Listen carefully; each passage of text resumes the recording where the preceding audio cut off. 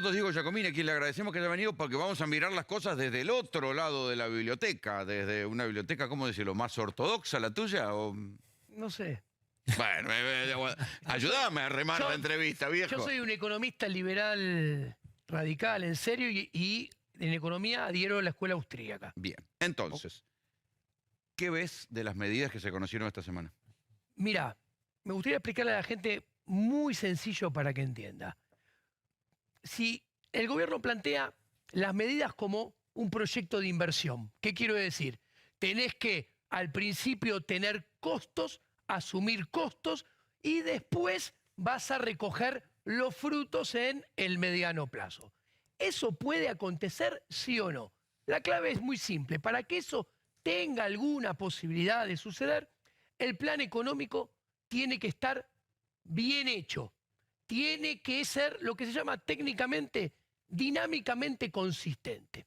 Ahora, entonces la pregunta es, ¿este plan económico está bien hecho? ¿Es dinámicamente consistente o está mal hecho y no es dinámicamente consistente? Porque si llegamos a esta conclusión, la gente va... ¿Es un plan o es solo un ajuste?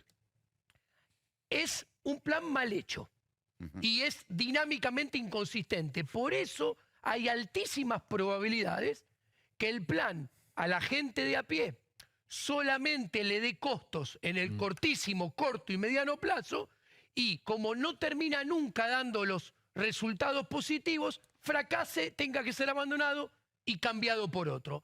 ¿Esto es nuevo? No. ¿Por qué?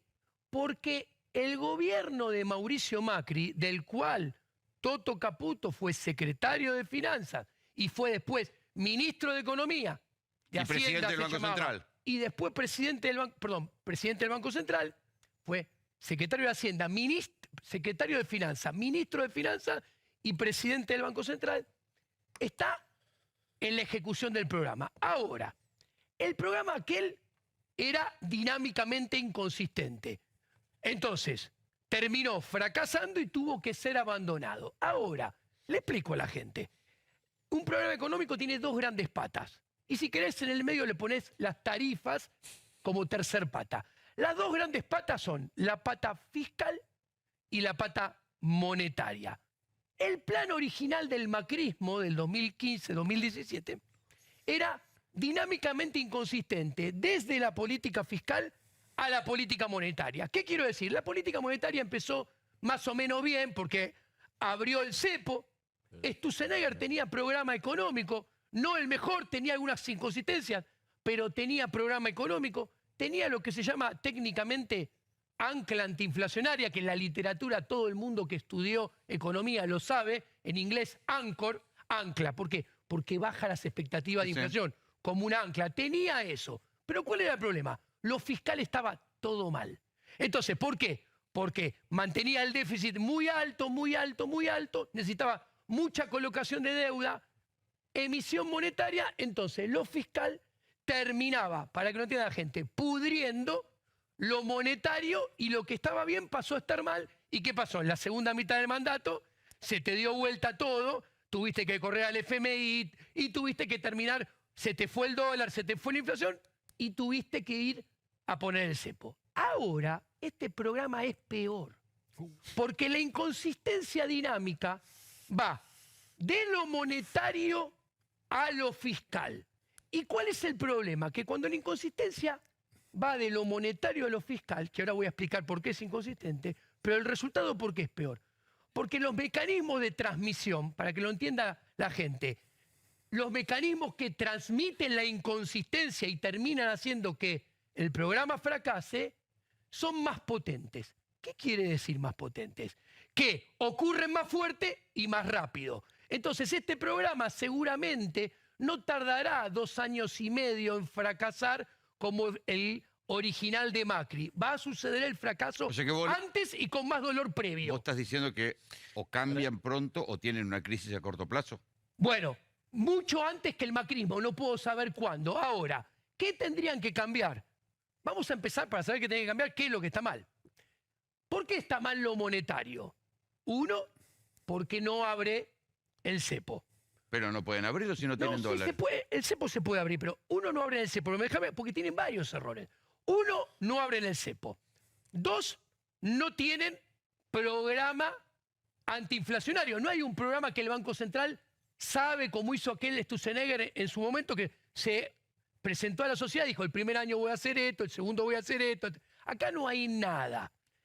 Tercero, devalúan muchísimo y tratan de utilizar como ancla antiinflacionaria el tipo de cambio muy devaluado y fijo que no puede tener nunca credibilidad. ¿Por qué? Porque vos podés utilizar el tipo de cambio como ancla. Hay tres anclas en la teoría. O utilizo el tipo de cambio, o no emito, o manejo la tasa de interés. Ellos eligen el tipo de cambio. Pero ¿cuál es el problema? El tipo de cambio, para que sea creíble como ancla, vos tenés que tener con qué defenderlo. Vos tenés que tener muchísimas reservas, más aún en un país donde la gente no quiere el peso, para decirlo sencillo. Ahora, ¿cuál es el problema? Ellos anunciaron, devaluaron, y esto es importante, anoten, de 400 a 800, 100% de un saque. ¿Cuál es el problema? Y ellos mismos, mira, va a venir inflación de no sé cuánto, ni ellos saben, 40, nadie puede saber, pero 25% o 22% promedio en 3-4 meses, les cuento. Si el tipo de cambio oficial no lo mueve nada, o sea, una ancla que quieren que sea bien fuerte, en 4 meses está un 4% más abajo que lo dejó Massa. O sea, por la inflación. el tipo de cambio está más barato. Claro, por la inflación. Exactamente. Si hacen lo que ellos quieren, que dicen hacer, que es un crawling peg del 2%, en 4 meses están exactamente igual que hace 3 días. Ahora, Diego... Para que termino. Y si devalúan, o sea, suben, perdón, me corrijo, el tipo de cambio 10%, en 4 meses aproximadamente van a estar 3-4%. Está bien, pero entonces quiere decir... Mejor que Massa. Esperá, si vuelven a devaluar, va a volver a subir la inflación. Claro. Pero no, Milei, o sea, gana las elecciones, y en esto coincidirás conmigo, porque era una garantía de matar la inflación, a como de lugar. Eso no va a pasar. No va a Vos pasar. decís que este plan no va a bajar la inflación. No. Sabemos que la va a desatar para bajarla después, dicen ellos. Uno saben, la inflación no se puede saber porque son todos nosotros levantando todos nuestros precios de la manera que podemos e intentamos hacer, y nuestro vecino que nos compra lo tiene que convalidar. Ahora, si a mí me preguntás numeritos, así, para tener una idea de hacia dónde... No sé si números, tendencias, te pregunto. Exacto, en la tendencia. Y si vos me decís 150, 160% de inflación de diciembre a abril, no me sorprende. De diciembre a junio, 210 de inflación. O sea, de acá, desde el 1 de diciembre al 30 de junio, 210, 215 de inflación, no me sorprende. Si vos me decís, mira, saliendo todo bien, numeritos es un ejercicio, no es una estimación. En un escenario con estos números que están dando vuelta, de ¿qué idea le puedo dar a la gente común? Bueno, mira, hacete una idea que a final de año del 2024, si las cosas salen más o menos bien, la inflación interanual, que va a cerrar en 215 más o menos 2023, estará en 300. La inflación y los impuestos están erosionando tus ingresos, pero quiero darte una solución. Únete a mi exclusivo curso de economía y obtener las herramientas necesarias para proteger tus ingresos de las políticas estatales. Además, adquirí el paper académico que impresionó a Jesús Huerta de Soto y descubrí por qué el oro es el mejor dinero. Encontrá mi dirección de contacto en la descripción y toma el control de tu futuro económico y financiero. No permitas que otros controlen tu destino y roben el futuro de tu esfuerzo. ¿Estás listo para cuidar tus ingresos? Sin más interrupciones, sigamos con el video. La promedio en 400. ¿Y qué pasa con la vida? En el pico. Digo, ¿Y qué pasa con la vida 500. cotidiana de la gente? ¿Eh? ¿Qué pasa con la vida cotidiana de la gente? Con el poder adquisitivo, con... Cortita y al pie. A ver, para que se den una idea, tiene que pensar que si no hubiera ajuste salarial, si no hubiera nada de ajuste salarial, la gente que hoy compra un changuito, perdón, compra 4 changuitos, a final del 2024 va a comprar 1. O sea, ¿Es con estos sostenible? números que dije, si no hubiera Está bien, ajuste salarial. Pero eso es sostenible Yo, socialmente. sinceramente, pienso que no es sostenible. Ahora voy a las Que quiero ¿Qué iba a preguntarte pasar? una cosa, digo, Sí. porque vos planteas esto. De ese plan, ¿por dónde ves que finalmente no funcionaría, digamos? Ahí va. Devaluó. Primera inconsistencia dinámica. Como vos devaluaste mucho, son 3 o 4. Ya dije la del tipo de cambio, que es la primera. La segunda, como vos devaluaste mucho y se acelera mucho la inflación, toda la deuda ajustada por dólar link y por ser, esa deuda paga más intereses. ¿Y qué es interés? Es parte del gasto público, es parte del déficit fiscal. Como que si fuera, como si Con- fuera impresión de moneda, claro. Con lo cual, Reduce la el déficit. devaluación te lleva a que fracases en lo fiscal. ¿Por qué? Porque te hace que aumenten los intereses, aumente el gasto público, aumente las amortizaciones, con lo cual es mayor necesidad todavía endémica de ajuste porque necesitas mucho más superávit del que están calculando hoy en día. Justo los libertarios originarios que todavía están con él, usted Sí. estaba, pero bueno, se abrió, le están criticando de que están empezando de nuevo, que se reunieron con los banqueros, que había una expectativa de los banqueros que estaban dispuestos a ceder algo, le dijeron no va a pasar nada, no va a haber ninguna terapia de shock, y ya empiezan a colocar deuda en pesos. Esto, digo, por un lado parece divertido. para ¿Vuelve la ellos. bicicleta financiera? Ahí viene el famoso curro trade, el famoso carry trade. Otra vez, ¿Qué, sopa. qué sucede con esto? Acá paso a la tercera y a la cuarta inconsistencia. Que una es una nueva, que es la nueva ingeniería que parecería emerger. Paso por el tercer punto. ¿Qué sucede acá? Las LELIQ y los pases no van a ser cambiados por colocación de deuda en dólares afuera, lo cual no era nada bueno, desde mi análisis, que parecería que era el punto inicial de Caputo. No la Pero tiene la plata, no tiene la Caputo plata. parece que no consigue los 30.000 millones de dólares, Claro. que era un aumento de la deuda de 70.000, porque los bonos cotizan a menos del 40%. Ahora, dicho esto, si siguen las LELIQ y pases, que las están licuando porque están pagando una tasa de interés del 255 efectiva anual, cuando la inflación de octubre, noviembre, diciembre, promedio anualizada, con el salto de la inflación de diciembre a 27%, por poner un número arbitrario, es 495. Usted está como Milei, ¿eh? Le gusta el numerito para arriba. ¿eh? Entonces, ¿qué Ahí sucede? va el- Cuando siguen las LELIQ y pases, las LELIQ y pases son más emisión, ¿ok?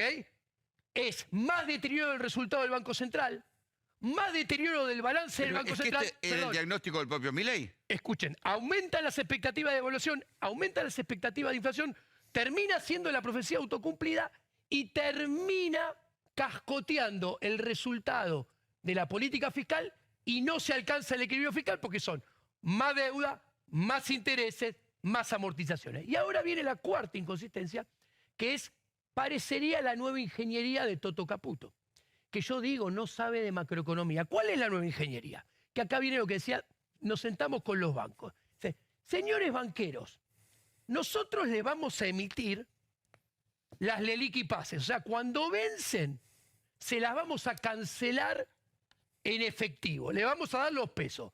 Pero ustedes con esos pesos, ahora me van a comprar deuda del Tesoro. Primer punto. Esa deuda del Tesoro tiene que pagar mayor tasa de interés que la deuda del banco, porque es más riesgosa que la deuda del Banco Central. Y si hoy en día la inflación promedio de los últimos 3 meses anualizada es 4,95, la tasa tiene que ser mucho más que 2,55. Negocio para los bancos. Ahora, ¿qué sucede? Esa tasa es más intereses, es más gasto público, es más necesidad de superávit primario para que la deuda sea solvente, por lo tanto es más necesidad de ajuste. O sea que no baja la inflación. Ahora, no termina ahí. Obvio, no baja la inflación, pero no termina ahí los problemas. Porque, ¿qué dicen? Cuando el Tesoro recibe el dinero, ellos dicen, no, esto es buenísimo, porque el Tesoro recibe el dinero. Entonces, el Tesoro cancela deuda con el Banco Central y el Banco Central retira esos pesos del mercado. Acá hay dos errores al mismo tiempo. Primero, ellos suponen que la tasa de interés de la LELIQ y PASES es muy inflacionaria y la tasa de interés del Tesoro no lo es, lo cual es una ridiculez. ¿Por qué? Porque el Banco Central tiene un solo accionista. ¿Cuál es el único accionista? El Estado. El Tesoro. Entonces, la tasa de interés de los bonos del Tesoro también genera expectativa de devaluación, expectativa de inflación y hace que lo fiscal sea dinámicamente inconsistente. No termina y ahora emerge el otro error. El Tesoro, que estoy adelantando y explicando por qué no va a llegar a tener equilibrio fiscal si es que no acuden a contabilidad creativa, porque todos terminan acudiendo porque ya están empezando con la cuentita inicial con números cerrados, pero no van a llegar al equilibrio, pero si llegaran, les doy la varita mágica que llegan, ¿cuándo van a llegar? No van a llegar en 1, 2, 3 meses. Lleva tiempo lo fiscal. Entonces, Pero ¿qué hay sucede? está bien, pero El Tesoro necesita plata. La plata que se saca de encima por una ventana, la va a necesitar Bien, por pero otra. ¿para qué lo hacen? ¿cuánto se Entonces, aguanta esta inflación? ¿Para qué es esto entonces? ¿Para qué lo hacen? Si esto A es un ver, desastre, digo. Acá, ¿qué sucede? Como la inflación, la devaluación. A ver, la inflación, la devaluación, los efectos son mucho más importantes que mucho más potentes. Los efectos negativos impactan negativamente los de la devaluación, la inflación, la inconsistencia monetaria, mucho más rápido que los problemas de déficit fiscal, Claro. de colocación de deuda, de gasto público. Vos podés vivir muchos años con desmadre fiscal y que las cosas no exploten por el aire. Ahora, los desmadres monetarios se cobran o se pagan, en realidad nosotros los pagamos, los ciudadanos, se pagan mucho más rápido porque impactan en la vida cotidiana de la gente vía inflación, vía poder adquisitivo del dinero, vía expectativas de inflación y devaluación que se retroalimentan mucho más fuerte y rápido. Por eso, si no corrigen esto, este programa muy probablemente fracase antes que lo que fracasó el original de Macri. Y esto realmente, lo quiero decir, es una oportunidad realmente desaprovechada nuevamente y es realmente sorprendente que los mismos de siempre se equivoquen, entre comillas, de la misma manera. Acá, ¿qué sucede? Cuando vos ves que va a volver el carry trade, cuando vos ves que ese carry trade va a implicar en el cortísimo plazo que se abarate de vuelta el dólar y le permita ganar dólares con la tasa de interés, ahí vos te da para pensar, suponer que siempre detrás de estos planes hay un negocio inmoral en complicidad solidaria entre el sector económico concentrado prebendario y el poder político. Gracias por venir, Diego. De nada, un placer. Nos vamos a la